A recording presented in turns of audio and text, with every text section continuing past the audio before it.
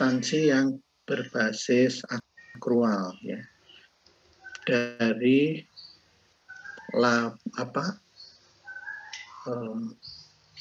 konsep laba akuntansi.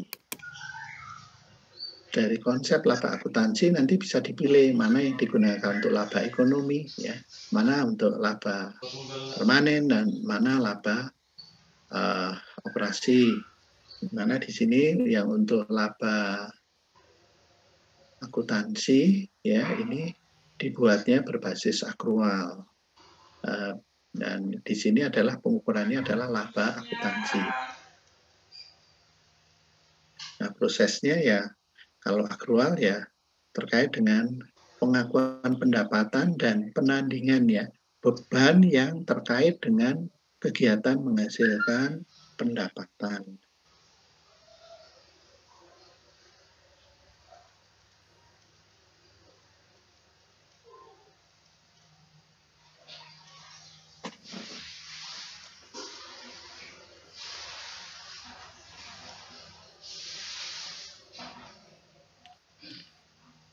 Oke, ini yang terkait dengan akuntansi nilai wajar ini ya. Nah, nanti juga di akuntansi nilai wajar ya,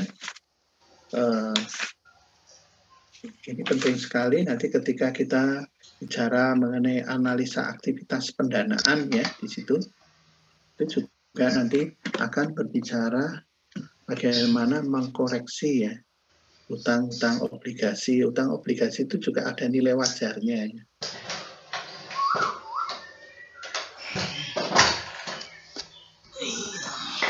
Akuntansi nilai wajar ya.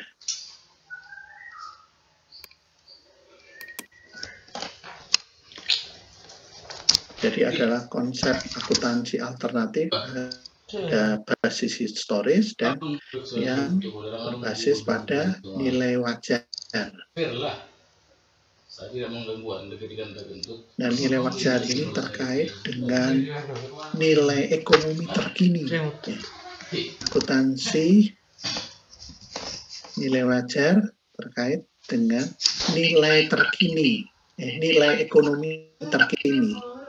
Nah, nilai ekonomi terkini nanti bisa berpedoman pada nilai pasar. Ya. Misalkan harga tanah, ya sekarang nilai pasarnya berapa? Bangunan ya, sekarang nilai pasarnya berapa?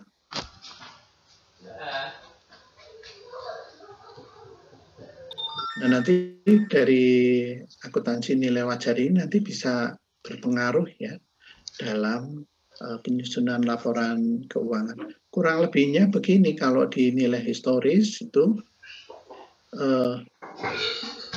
di rugi laba ya, rugi laba itu membandingkan pendapatan dengan harga penjualan ya di situ. Jadi bisa kelihatan ya kemampuan menghasilkan laba dari kegiatan operasi. Tapi kalau di akuntansi nilai wajar, laporan rugi laba itu hanya melaporkan kenaikan penurunan ya, kenaikan penurunan aset-aset ya, kenaikan penurunan nilai wajar dari aset-asetnya.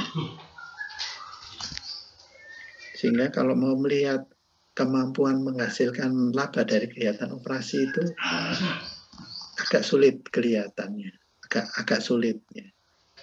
Kenapa? Karena persediaan saja ya. Kalau di historis kan persediaannya diukur berdasarkan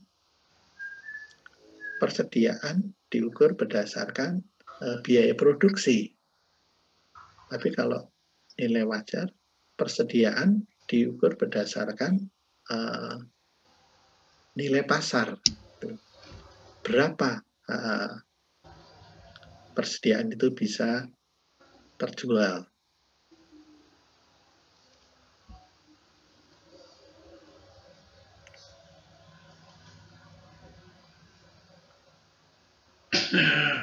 Jadi nilai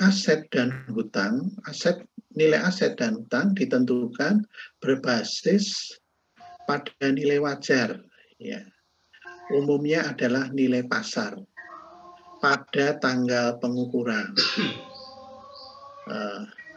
lebih tepatnya adalah tanggal laporan keuangan. Aset ditentukan berbasisnya nilai wajar ya.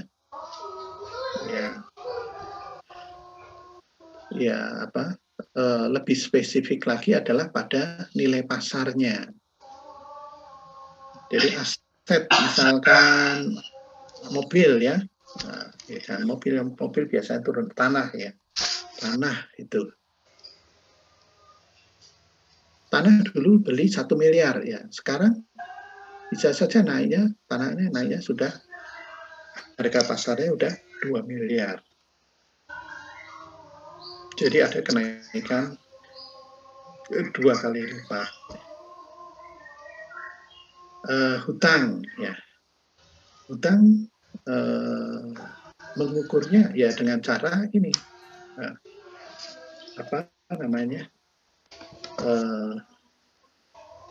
berapa harga yang mau dibayar oleh pihak ketiga untuk utang yang diterbitkan oleh perusahaan. Misalkan perusahaan menerbitkan obligasi itu ya, pihak ketiga itu mau membeli obligasi itu berapa. Ya misalkan dulu waktu obligasi diterbitkan ya, diterbitkan dengan sesuai dengan nominalnya misalkan ya 10 miliar gitu. Tapi seiring perkembangannya misalkan ya perusahaan itu tambah maju, bisa saja ada pihak ketiga yang mau membeli obligasi itu di atas 10 miliar ya, misalkan 11 miliar gitu.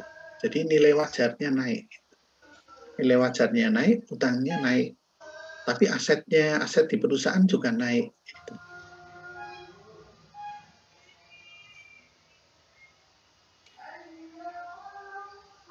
Tapi bisa juga turun. Tuh, misalkan kelayakan perusahaan ya, kelayakan bisnis perusahaan menurun ya, maka utang obligasi itu bisa saja nanti harganya turun.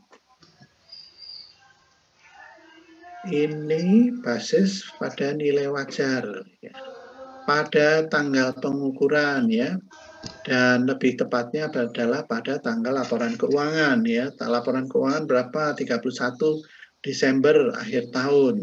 Berapa nilai aset pada 31 Desember? Berapa nilai kewajiban pada 31 Desember?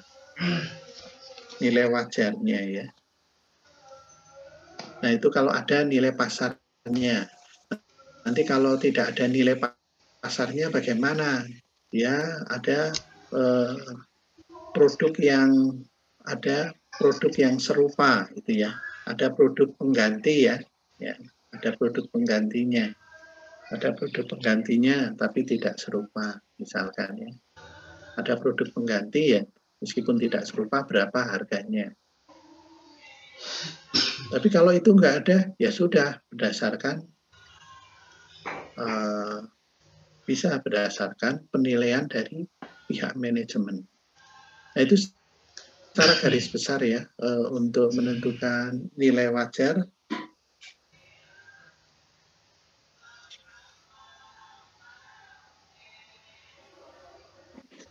Nah ini gambaran ya dalam menentukan nilai wajar ya, akuntansi historis vs akuntansi nilai wajar. Misalkan ini pada awal tahun ya, ini perusahaan yang berinvestasi di bidang kondominium ya, apartemen begitu ya, mau disewakan. Awal tahun ya. Investasi di kondominiumnya ya 100.000 ya, nilai wajar 100.000 awal tahun ya, masih sama.